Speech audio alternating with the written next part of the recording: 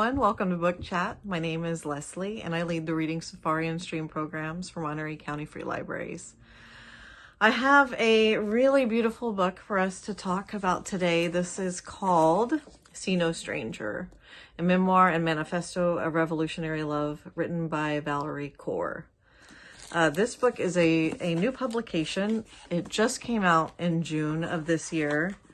And the dedication of this book reads like this. This book is for anyone who feels breathless. Maybe moving through this world in your body is enough to make you feel constriction in your chest. Maybe you are reeling from the latest mass shooting or the refugee crisis at the border or the looming threat of climate change or the blistering pace of a global pandemic. Maybe, like me, you are breathless from all of the above. I thought my breathlessness was a sign of my weakness until a wise friend told me what I wish to tell you. Your breathlessness is a sign of your bravery. It means you are awake to what's happening right now. The world is in transition. So, I'm sure you can tell just based on that introduction how timely this book is. The author, Valarie Kaur, is a Sikh woman who has lived with the effects of racism for her whole life, and because of that, she has developed this theory of revolutionary love. So revolutionary love is hard to condense down to a 5-minute video, but I will tell you that one of the most important aspects of revolutionary love is the concept of seeing no stranger, which is what the title of this book is referencing. Seeing no stranger means that you approach every single person as a part of you that you have not yet met. Meaning the supporter of, your presidential candidate who is against your presidential candidate of choice. You might not understand why they are supporting that person for president or any other political office.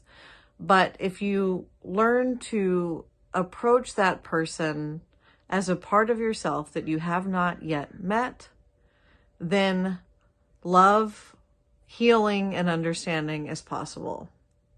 That's the general concept of revolutionary love, or at least the part that I think is maybe most important.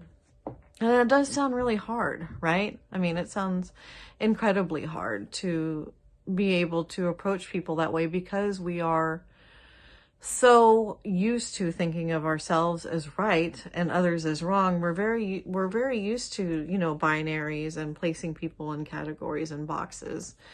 And this book calls for us to do more than that, to do the work of understanding each other and for healing our own wounds.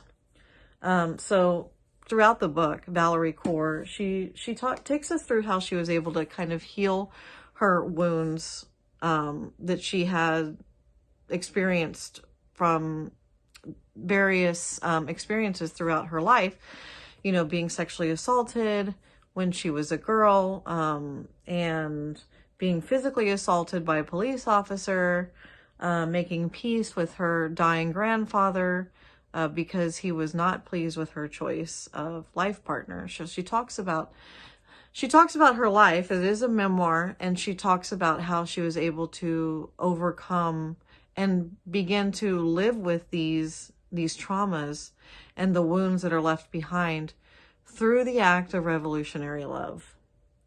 And what I love so much about this book is that as I'm sitting here, the sky is brownish orange because of all the fires. We've got this global pandemic happening. We have the upcoming presidential election. We have so much civil unrest, and it feels so impossible and at times just so ugly. Because I've read this book recently, I feel hope. Valarie Kaur, the author, is a messenger of hope. And she makes me feel that by seeing no stranger, by approaching people that I don't agree with as a part of myself that I have not yet met, she makes me feel like I can help, at least in some small way, heal some of the wounds of the world. And that means everything to me right now, because I'm sure that you feel the same. You feel powerless. You don't know what to do. And maybe frozen because of this moment of time has brought us to this boiling point, or like she talks about in her dedication, this transition.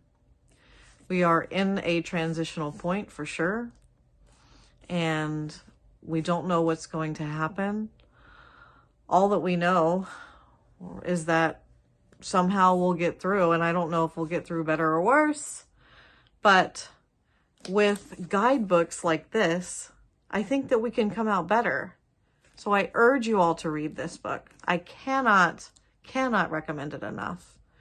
It is a fabulous book, and it's really well written too, which I really appreciate. And thank you so much for hanging out with me today. Thank you for always supporting Book Chat. I would love to hear what you're reading, or if you read this book. And I will see you all soon. Take care of yourselves. Bye.